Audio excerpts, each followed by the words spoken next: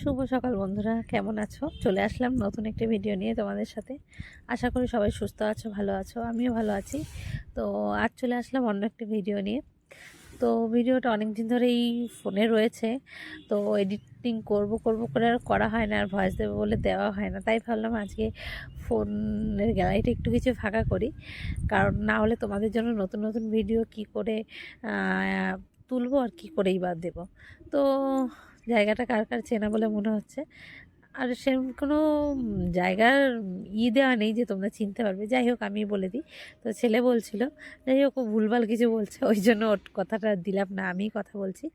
তো আজ চলে গেছিলাম আমরা কৃষ্ণকালী মায়ের মন্দিরে। প্রায় সব লোকেই এই নামটা শোনো, তো সেই মন্দিরেই গেছিলাম। আর সবারই হয়তো চেনাশোনা মানে এই নামটার সাথে। তো তোমরা ঠিকই ধরেছো, হ্যাঁ, সেই বর্ধমান কৃষ্ণকালী মায়ের মন্দিরেই গেছিলাম। তো আমিও নাম জপ করেই একটা মনস্কামনা করেছিলাম, তো সেটা আমার পূর্ণ হয়েছিল। তো তার জন্যই ভেবেছিলাম, যখন পূর্ণ হয়ে গেছে পুজোটা কেন ফেলে রাখি বলো। কারণ ভগবানকে বিশেষ করে ভগবানের কিছু চেয়েছি, আর ভগবান সেটা দিয়েছে, আর তার পুজোটা কেন ফেলে রাখবো, তাই না? তো তার জন্যই গেছিলাম ওখানে পুজো দিতে। তার জন্য আমি, মা আর আমার ছেলে এসেছিলো। বর আসেনি, একটু কাজের চাপ, তো সবসময় সব জায়গায় যেতে পারে না, বেশিরভাগ জায়গায় আমাকেই সব জায়গায় যেতে হয়। তার জন্য আমি গেছিলাম, তার জন্য আমরা এই কজন চলে যাচ্ছিলাম পুজো দিতে। দেখো এখানে অনেক অনেক লোকেরা এসছে পুজো দিতে, গাড়িগুলো দাঁড় করানো হয়েছে, কত শিষ্য কত লোকজনেরা এসছে, ভক্তরা। অনেকে কেউ বিশ্বাস করে, কেউ বিশ্বাস করে না, যার যার বিশ্বাস তার তার কাছে, যার যার ভাবনা চিন্তা তার তার কাছে। তো এখান থেকে মানে গাড়িটায় প্রায় কিছুটা অনেকটা দূরেই রাখতে হয়, কারণ এতটা ভেতরে ঢোকানো যাবে না। গাড়ির জায়গা ওইদিকেই করা আছে, ওইদিকেই গাড়ি দাঁড় করিয়ে এতটা ভেতরে হেঁটে আসতে হয়। এই মন্দিরটার কাছে ফাঁকা জায়গায় ভিতরে একটু মন্দির হয়েছে, আর এখানে মন্দিরের পুজোর সামগ্রী নিয়ে কিছু লোকজনেরা বসেছে। এই যেমন ফুল টুল, মানে হ্যাডা ব্যাডা পুজোর সামগ্রী যা যা হয় আর কি, সেই সব নেই। আর এখানে কিছুটা জায়গা ঘেরা রয়েছে, ভিতরে একটু সামনে মন্দিরটা। তো আমরা, মা, আমি আর বাবু চলে এসেছিলাম। আমরা প্রায় সব জিনিস ওখান থেকে পুজোর জিনিসপত্র নিয়ে এসেছি, ওই জন্য আর আমরা কিছু নিলাম না। তো চলো যাই, তোমাদের দেখাতে দেখাতে যাই ভেতরটা, ভেতরের দিকে যাই, দেখি কতটা কি দেখা যায়। আর এই প্রথমবার আসলাম, তো এখনও হয়তো উনি আসেননি, মানে কৃষ্ণকালী মায়ের মন্দিরে যে সেবিকা থাকেন তিনি এখনও আসেননি। তো আমরা এখন ভিতরে ঢুকবো, ঢুকে দেখি কেমন লোকজন আছে বা কতটা। এখানে যেহেতু গিয়ে শুনি, মানে কিছু কিছু লোক আগের দিন দুদিন আগে থাকতো, এসেও নাকি বসে আছে, মানে অনেক দূর দূর থেকে এসছে, তাদের উপকার পেয়েছে, উপকার হয়েছে।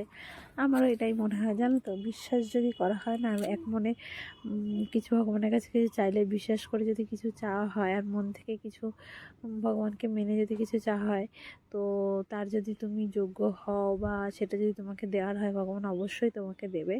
তো না দিলেও কোনো খারাপ ভাবার, কষ্ট পাওয়ার কোনো কারণ নেই, কারণ ভগবান যেটা তোমার জন্য ভালো হবে, ভালোর জন্য সেটাই ভগবান দেন। আর যেটা তোমার জন্য ভালো না, ভালো হবে না তোমার জন্য, সেটা ভগবান তাকে দেয় না। তো আমাদের সবারই এটাই ভাবা উচিত যে যার যতটুকু আছে, যে যতটুকু পাওয়ার ততটুকু নিয়ে শান্তিতে থাকা উচিত, ভালো থাকা উচিত, খুশি থাকা উচিত। কিন্তু সবসময় তো আমাদের সেটা হয়ে ওঠে না।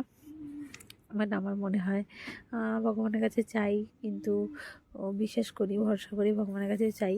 তো ভগবান অবশ্যই তার যদি কৃপা থাকে, আর সেটা যদি আমার যোগ্য হয় বা আমার যোগ্যতা অনুযায়ী যদি কিছু আমি চাই, যদি আমি সেটা পাওয়ার হয়, তাহলে ভগবান অবশ্যই দেবে।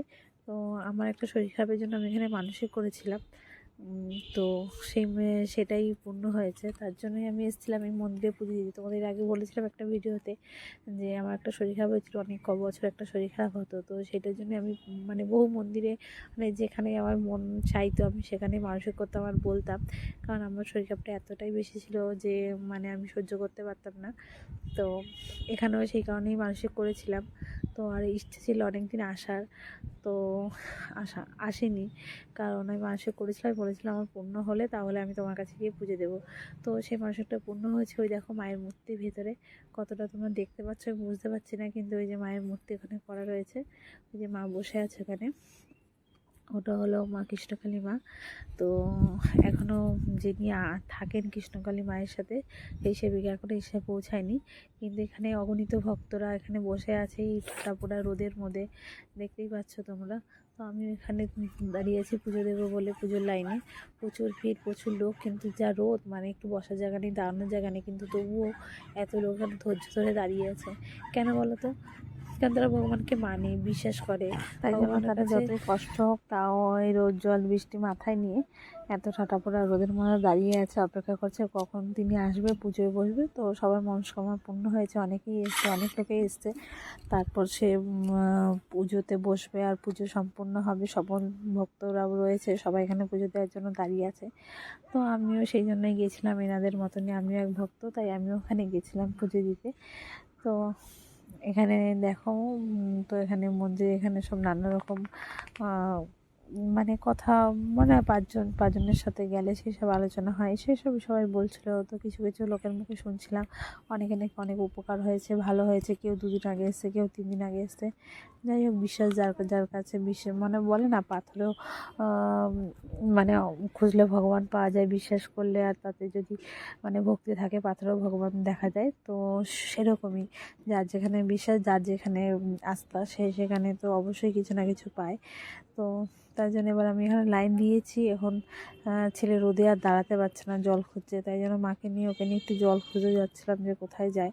কারণ সামনে ধারে কাছে না কোথাও কল নেই, কিছু নেই, খাবার জায়গা আছে অনেকটা দূরে, অনেকটা ভেতরে, যেতে যেতে খুবই কষ্ট, মানে ভেতরে অনেকটা জায়গা নেই। তো এখানে এই যে ইনি হলেন কৃষ্ণকালী মায়ের এখানে সেবিকা, যে মঙ্গলা মা, সে এখনো আসেনি, আসবে। তো অধীরে সবাই লাইন দিয়ে অপেক্ষা করছে, দেখতে পাচ্ছ যত দূর যাচ্ছে তত দূরেই শুধু লোক আর লোক, চারিদিকে শুধু লোক, আর এই পূজার সামগ্রী নিয়ে লোকজনেরা বসে আছে।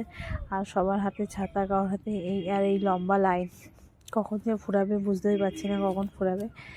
তো যাই হোক, এসছি যখন, যত কষ্টই হোক পুজো দিয়েই যাব। দিয়ে লাইন কোথায় শেষ খুঁজে পাচ্ছিলাম না, কারণ আমরা এসেছি, সবাই তো আর আমাদেরকে সামনে দাঁড় করিয়ে দেবে না, তা আমাদেরকে লাইন দিতে হবে, লাইনে দাঁড়াবো। আর ছেলেকে একটু ছাওয়া জায়গায় বসাবো, কারণ আশেপাশে গাছপালা, দোকান বাজার বলতে কিছু নেই, অনেকটা এরিয়া জুড়ে আটকানো ঘেরা। তার হয়তো ওই পাশে হয়তো কিছু আছে, কিন্তু অতটা দূরে গেলে আবার আসতে অসুবিধা। তো ছেলেকে দেখে বসিয়ে দিয়েছে, আমি এখানে এসে লাইনে দাঁড়িয়ে রয়েছি। আপনার ভিতরে এইটুকু জায়গায় ছাউনি আছে, সেখানে তো আর বসতে পারিনি, তো এখানে অনেক লোক বসে আছে। চলো তোমরা শোনো, দেখো পুজো শুরু হচ্ছে, তোমাদেরও ভালো লাগবে, তোমরাও দর্শন করো।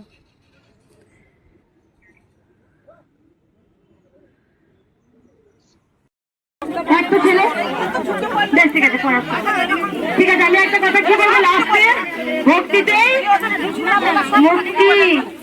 ভগবান শ্রীকৃষ্ণ তার মতো দয়ালু পৃথিবীতে আর কেউ নেই গো, যার সাগরে বিছানা। হে কৃষ্ণ দীনবন্ধু জগত পথে গোপেশ্বর গোপীকান্ত রাধা কান্ত নমস্তুতে। উনি দয়াল ঠাকুর, আমরাই ডাকার মতো ডাকতে পারি না। যিনি কৃষ্ণ তিনি কালী, যিনি কৃষ্ণ তিনি কালী, ভগবান এক এবং অদ্বিতীয়। আর জানো, যারা শিবের ধ্যান করো, যারা ওম নমঃ শিবায় ধ্যান করো, শিব শক্তি মহাশক্তি, জানো মায়, ওম নমঃ শিবায় যারা জপ করতে পারো না, শিব হচ্ছে আদি অনন্ত, যার কোনো শেষ নেই। তাই সৃষ্টিকর্তা ভগবান শ্রীকৃষ্ণ দয়ালু, তিনি হচ্ছে সাগরের যার বিছানা, তাকে তো আমরা ডাকার মতো ডাকতে পারি না। তাই যিনি কৃষ্ণ তিনি কালী, ওর মতো দেখো। একবার নারদ না ভগবান শ্রীকৃষ্ণকে বলছিল, আমি একটু কথা বলে আমি যাবো, তোমরা ভগবানের কথা শুনবে, একটু শ্রবণ করো। ভগবান শ্রীকৃষ্ণকে নারদ বলছে যে নারদ সবসময় নারায়ণ নারায়ণ বলছে, আমি একবার যমরাজপুরীতে যাবো। মা বলছে আমি যমরাজপুরীতে যাবো, ওখানে কি হয় দেখবো। তাই কর্মের উপরে সবকিছু হয়, যেমন কর্ম তেমন তার ফল। আমি যেমন কর্ম করবো তেমন ফল পাবো, আমি পাপ কর্ম করলে পাপের ফল পাবো, পুণ্যের কর্ম করলে পুণ্যের ফল পাবো। তাই যখন দেখছেন কি নারকীয় যন্ত্রণা, যখন যমরাজপুরীতে গেছেন নারায়ণ, তিনি কিন্তু এখন হে নারায়ণ বলতে গিয়ে হা নারায়ণ যেই বলেছে, তাদের শাস্তি হচ্ছে, বল না তোমার কি করেছে, ওই যে কৃষ্ণ নামটা হা নারায়ণ বলে ফেলেছে, তিনি চচ্চর করে নরক থেকে স্বর্গে যাচ্ছে সবাই। কি হলো প্রভু, কি হলো? তখন ভগবান শ্রীকৃষ্ণ বলছে, তুমি যে ওই যে হা নারায়ণ বলে দিয়েছো, তাই তার কানে চলে গেছে। তাই ভগবানের নাম, কৃষ্ণের নাম এত মধুর, যে করতে পারবে, যে বলতে পারবে, তোমার চিন্তা সে করবে। তুমি যদি গোবিন্দ চিন্তা করবে, তা গোবিন্দ তোমার চিন্তা করবে। তাই একবার সবাই বলবেন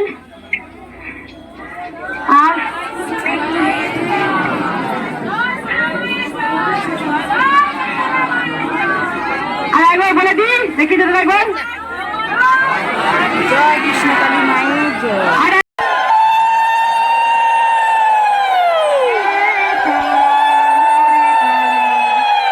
জয় কৃষ্ণ কালী।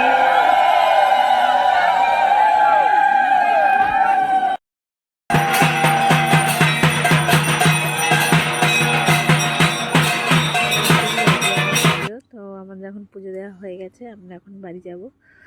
তো আর এদিকে ছেলে তো গরমে ঘেমে টেমে একসাথে দেখো বসে আছে। তো ভিডিওটা এখানেই শেষ করলাম। তো তোমরা সবাই সুস্থ থেকো, ভালো থেকো, দেখা হবে পরে একটি ভিডিওতে। টাটা।